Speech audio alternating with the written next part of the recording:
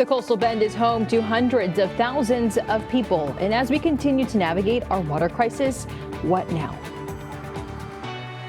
We're protecting the rights of our residents to have water. We have team coverage on the water saga as the Coastal Bend continues running dry. Your KRIS 6 News at 5 starts right now.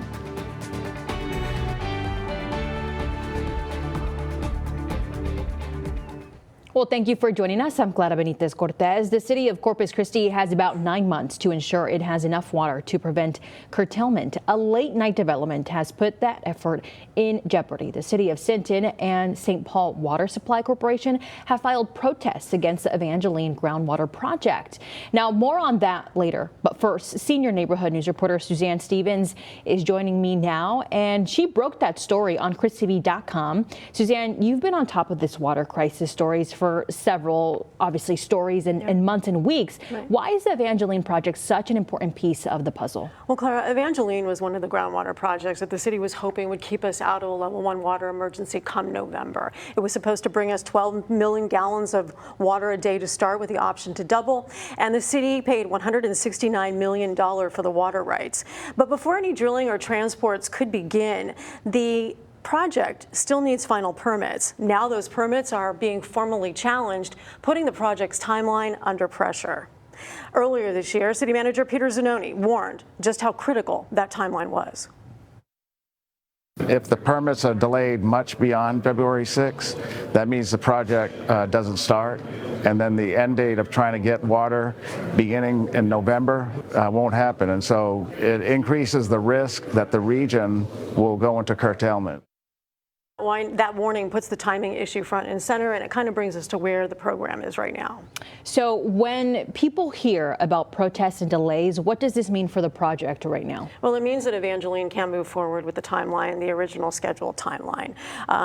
It basically means under state groundwater rules, protests have to be resolved before construction can begin. So this shifts the timeline into the future, and that's something the city really cannot afford right now.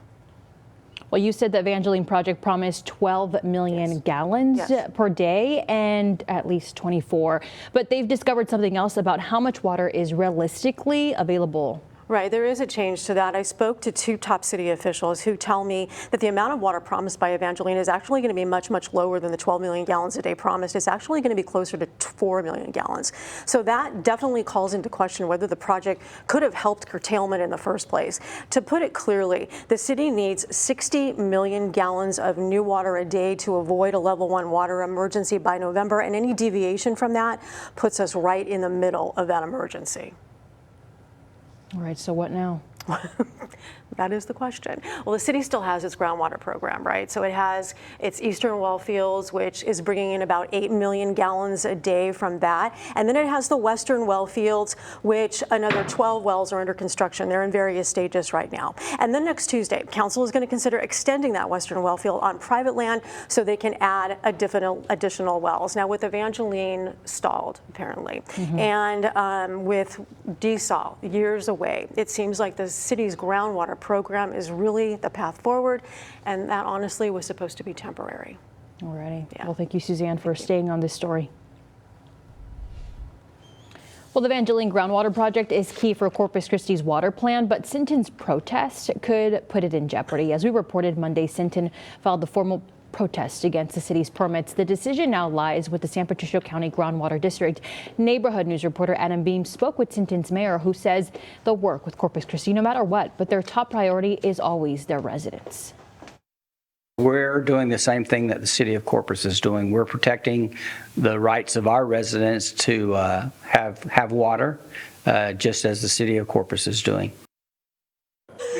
Adam will be there for the vote on these protests, which is set to be held on Friday, February 6th. You can count on him to bring you the very latest. Like a little more conversational. All this talk about water, let's see if we might get any. Chief Meteorologist Stephanie Lauber joins us right now.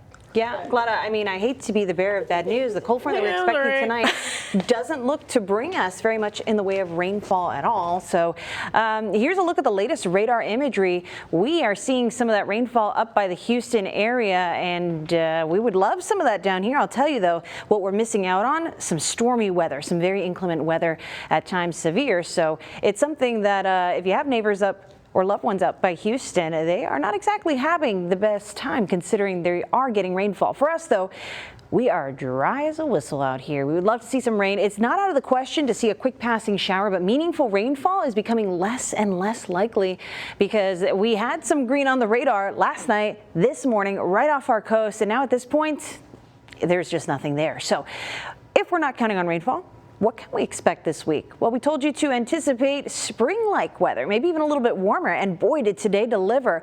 Being outside, the only complaint we could find, aside from, hey, we could use some rain, is that this wind was a little more than probably convenient, but we made it to a high temperature of 81 degrees here at CCIA. So overall, a big difference from what we saw just a few days ago over our very chilly and freezing weekend. But this weather pattern is going to be continuing. This won't be the only 80-something in the coastal bend as we head through the next 7 days. In fact, I'll lay out when we can expect the warmest weather, what mornings still require a sweater, and if there's going to be any other hope for some rainfall in the near future ahead.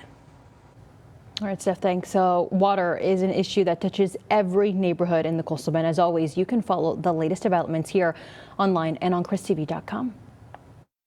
Volunteers cut, local officials upset, and radio silence from Padre Island National Seashore. I'm your neighborhood news reporter, Drew Bishop. Neighbors are confused after learning PINS is downsizing volunteers for the Kemp's Ridley Sea Turtle program. So how does this affect our shelled swimmers?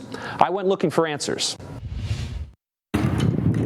Padre Island National Seashore has been using volunteers to find Kemp's Ridley sea turtle eggs for over 4 decades. So when an email was sent out saying only 4 volunteers at a time can be in the field, it shook up some neighbors.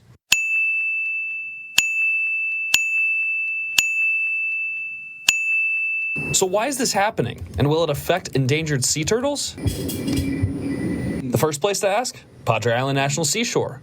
But after I called them, they said they were unavailable for comment. Thank you. I appreciate your help. Nueces County Commissioner for Precinct 4, Brent Chesney, says while it's not their jurisdiction, it, quote, does not reflect the will of the people that the federal government serves. I also reached out to Jan Roberson, a former volunteer who was terminated after speaking against PINS Superintendent Eric Brunneman. With all the budget cuts on the National Park Service, I found it quite strange that a superintendent would want to do away with his volunteers, which are free labor. Padre Island National Seashore will still use its 4 volunteers at a time as egg runners, but that leaves the over 65 miles of Gulf shoreline to be covered by an already limited staff. I think the budget is the big thing. The no volunteers, especially at a time that the Park Service has been just crushed to its knees. And while there may be a reason why, PIN's lack of comment leaves neighbors guessing. But he runs a secretive, park out there, and he's kind of like the Wizard of Oz behind the curtain. You never see him. If you see a Kemp's Ridley sea turtle nest, the best thing you can do, call the Sea Turtle Hotline at 1-866-TURTLE-5. I'll continue to follow this story as it develops. From the studio, I'm your neighborhood news reporter, Drew Bishop, Chris 6. Drew, thank you. Well, the fate of Kingsville ISD's campuses will be decided tonight. Officials will discuss the final approval for a proposed consolidation plan for the district. If approved, Kingsville would close Perez Elementary School and Harrell Elementary School. Kingsville would reopen Clayburg Elementary to serve students in pre-kindergarten through 2nd grade. Harvey Elementary will be renovated to serve grades 3rd through 5th grade. That meeting is being held tonight at 5:30 at the Kingsville ISD Administration Building at 207 North 3rd Street. Our neighborhood news reporter Stephanie Molina will be there and tells us the district's decisions tonight. President Trump signed a spending package into law today, ending a 3-day partial government shutdown. The House passed the bill after Trump and Speaker Mike Johnson worked to convince reluctant Republicans to support the deal. Some conservatives had demanded stricter voter ID laws to be included in the pact. The bill funds 3/4 of the government agencies and includes a military pay raise, but Congress could not agree on funding for the Department of Homeland Security. That sets up another potential shutdown in 2 weeks when DHS funding runs out. We'll be right back after this quick break. This is Veterans in Focus, sponsored by the Heil Law Firm, battling for justice, winning for the community. For a lot of us, especially our veterans, finding help online can feel like a full-time job. That's why Military Order of the Purple Heart Chapter 598 stepped in and created a single vetted online resource designed to cut through the clutter. The group's commander, Skylar Barker, shows Sunrise anchor Michelle Hoffman how it works. The site organizes services by categories from housing and food assistance to daily needs, peer support, employment, and education. Instead of jumping from site to site, veterans can find services in their neighborhood all in one place. Michelle will have the full story tonight and where veterans can get help at 6 o'clock. All right, we have been dealing with very windy conditions across the coastal bend, but it's all because there's a cold front headed right here to our neighborhoods. What difference will it make once that front moves through? I've already given you the spoiler alert that we're not going to see wet roadways from this front, but there are some changes to tell you about. I'll break it all down coming up. Energy bills are climbing higher than ever, and we're all feeling the pinch. Coming up, some easy tips to keep your costs down this winter. All right, here's a beautiful view outside from our SPID camera. Traffic busy, but moving smoothly. We've got it doesn't want to show you now because I'm showing you this camera. That's kind of how this works. It knows I'm trying to show the shaky it's been given us. We don't usually get it from this camera, but all right, there was a little bit. It gave me a little bit of grace here, but yeah, it's a windy day out there. You don't need the camera or me to tell you that. It has been breezy, and it's all because of what's happening in the big weather picture. There's a cold front coming to the coastal bend, already making its way through Texas. Now, I said cold front, don't worry, this beautiful warm weather isn't exactly going away. We're not going to be very cold at all. But unfortunately, what we can give a frowny face to this cold front for is we're likely not going to get in on any of this business happening up here in southeast Texas. Looks like most of that rainfall is going to stay outside of the coastal bend, coming as far south as Victoria Crossroads, maybe skirting by our northern neighborhoods, but not a whole lot of hope that we will see measurable rainfall or really any rainfall at all. And it's been a pretty quiet afternoon where even Victoria hasn't seen a whole lot going on. So maybe misery loves company, right? But at least we can bask in the sunshine and those very warm temperatures outside. It hasn't been too bad of a day. Showing you the almanac again for Corpus Christi. Started off even a bit warm for this time of the year, 58 degrees, where we'd normally wake up to around 50, and we normally top out around 70. We beat that, 81 degrees. So not bad for the first full week of February to see some 80s on the board, and we've got more where that came from. However, the rainfall situation, not exactly ideal. So we'll talk about whether there can be hope further down the line, but as of now and much of this week, you likely won't get much use out of that umbrella. Now, temperatures have been especially warm for inland neighborhoods. That's because the wind direction, it's coming from the south. So for our neighbors along the coast, that's a bit more of a humid fetch. We're not going to see a huge warm up with that. But for inland neighborhoods, that is a dry wind, a dry south wind that's really helping to pump temperatures up. 84 in George West, 84 in San Diego, 83 for Hebbronville and Falfurrias, whereas other parts of the coastal bend, not quite as spicy, but still a big enjoyable difference from this past weekend. Let's take a closer look with the Chris 6 Neighborhood Weather Network. Heading now to our neighborhood weather stations in Live Oak County, where temperatures are split between 82 and 83 degrees. So definitely feeling the warmth out here. Taking a trip now, not too far away to Beeville, we've got one reporting station giving us a temperature of 79, coming down from some of those warmer temperatures. So yes, it is likely going to be a dog walk to enjoy, maybe a longer stretch here. Our star today is Daisy, and she looks like she's a little weary of that wind. Don't worry, that is going to be winding down as we head through the evening time frame as well. It's not going to be quite as breezy as we head through tonight, but it will still be relatively warm. A couple of clouds out there to keep 60s on board. That wind will come down to around 10 miles per hour as we head into the later evening time frame, so it should still be enjoyable. But this is what's going on. Low pressure here at the ground level nearby, really starting to kick up a little bit of almost like a dry line situation here in the coastal bend. Meanwhile, this cold front is closing in, and again, because of the angle at which it's arriving, not lending us a whole lot of rainfall, but really drawing in that southerly wind that's bringing rainfall to southeast Texas and not to us. Just going to keep rubbing that in for the atmosphere, kind of snubbing us on the rainfall. So again, it's that direction that is the reason why we're not seeing much rain. But as it comes through tonight, late tonight, early tomorrow morning, if you get a quick little shower, if you smell wet dirt, that can be something to celebrate alone. Heading into the overnight time period, those temperatures are not going to fall much. and tomorrow is looking to be another beautiful day. Despite cooler temperatures, we're still making it to the 70s, so no complaints here. It looks as though going through the next couple of days, we are still going to have some 80s over the weekend. Well, helping the homeless, but is it enough? More than $264,000 in funding from the city is getting split among 4 local nonprofits. Neighborhood News reporter Jada Jenkins is looking into how this funding will help them.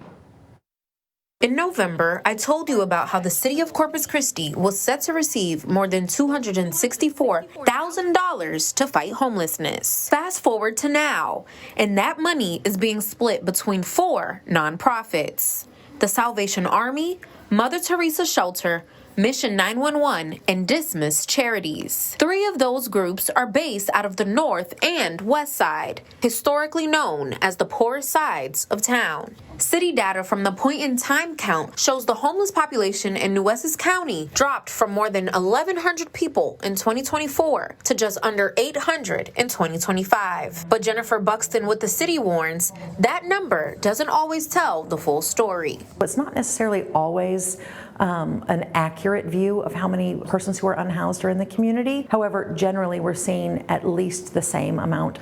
So let's break down this funding. Each nonprofit would get around $55,000. It is a big split up, and $264,000 isn't a lot of money, even if it were to go to one organization. Buxton admits this funding is a small drop in the bucket, but she says it's a start. The impact across different populations this way can be served, but you are correct, and resources are limited. I stopped by the Salvation Army to see how big of a need they have. Usually a month of spending for just food is around $6,000. That breaks down to about $72,000 a year, more than what they're getting from the grant. But coordinator Jonathan Gonzalez says any help makes all the difference. I was raised here my whole life, and seeing that issue has always been there, and now that I'm working here, I know that's more prevalent. To make sure the money is actually reaching the community, I looked into the Texas Administrative Code. The city says nonprofits must submit monthly budgets, performance reports, and undergo site monitoring to get the funding. Well, city leaders admit this isn't a complete fix, but say it's a step in the right direction and hopes that more partnerships between the city and nonprofits will expand support. Much of the country is dealing with bitterly cold weather, and cranking up the heat in your home to stay warm means higher energy bills. When it's extremely cold out, you're going to have to run your furnace or your gas fireplace. According to recent data, Americans paid about 7% more for electricity this past November than last November. Slocum says one reason energy costs are up is higher delivery costs. Let's look at this Con Edison bill for a home in the New York area. The total bill is just under $500. The delivery fee is more than half the total. So what is a delivery fee? According to Con Ed, those fees help cover the cost to build, maintain, and operate infrastructure. You've got to be able to deliver that electricity from the power plant across transmission lines, the distribution lines on your street. All of that costs money to maintain. And across the country, artificial intelligence data centers are also fueling rising costs. The problem is all of the computers that run these chips and this AI are incredibly electricity hungry. Patrick DeHaan with Gas Buddy says many AI data centers use natural gas generated electricity because it's cheap. And that is hitting all of us because of the huge demand now for natural gas. DeHaan says lowering your thermostat by even a few degrees can make a big difference on your bill. Slocum suggests upgrading your windows and doors to keep cold air out. He also says if you're concerned about rising costs, you can contact your local leaders. He says distribution fees are approved by state regulators. For Consumer Watch, I'm Jen Sullivan. Love stinks, but it can also bring people together for a great cause. We'll show you how the Gulf Coast Humane Society is helping these furry friends. You're watching Chris 6, part of the Scripps News Group. Well, roses are red, violets are blue. When you think of your ex, do you think of cat poo? Well, you heard that right. The Gulf Coast Humane Society's launched its Love Stinks fundraiser. Here's how it works. For a $10 donation, you get to send in the names of an ex, a friend, or a coworker that you're not a fan of. That's simple enough, but wait, there's more. We'll write them on one of our litter boxes here in the cat room. And you get the satisfaction of knowing that little kitties like Mercedes are taking a little poopsie. So you heard them right. For just $10, you'll also get a picture of the litter box that you donated for. Now, the Love Stinks fundraiser is all in good fun, and it's, well, worthwhile cause, right? The money raised will help fund care for the kitties and the Gulf Coast Humane Society's programs like their community clinic and food pantry. And if you want more information on this, just head over to our website, christv.com. You know, I'm kind of excited that Corpus Christi is doing this because all the time I hear about the cockroaches in El Paso. It's so cuter. It's so much cuter. So, and we don't have to smell it. We just, I just want to give a shout out to the Humane Society. They always do cute things. When it was Mean Girls Day, they had a whole book for each of the animals out there. It was cute stuff, but it is the month of love. Let's talk about what weather-wise we typically expect during this month. Highs at the beginning of the month should be around 70 degrees, and by the end of the month we get to the middle 70s. So what we're seeing right now is just a little warmer than normal, a little drier than normal, but we also gain more daylight. I don't know if anybody's noticed the difference. We get a little more sunshine out there, a nice golden hour, and I think we'll really get to appreciate that because we have lots of sunshine in the forecast. Aside from maybe a few morning stray showers, we've got a great forecast ahead with temperatures in the 80s this weekend, and I think that'll also be the case for our neighbors in Rockport and Kingsville as well. All right, everybody, thank you so much for watching KRIS 6 News. At 5 o'clock, we're going to see you here tonight at 6. Bye. Good night. Bye.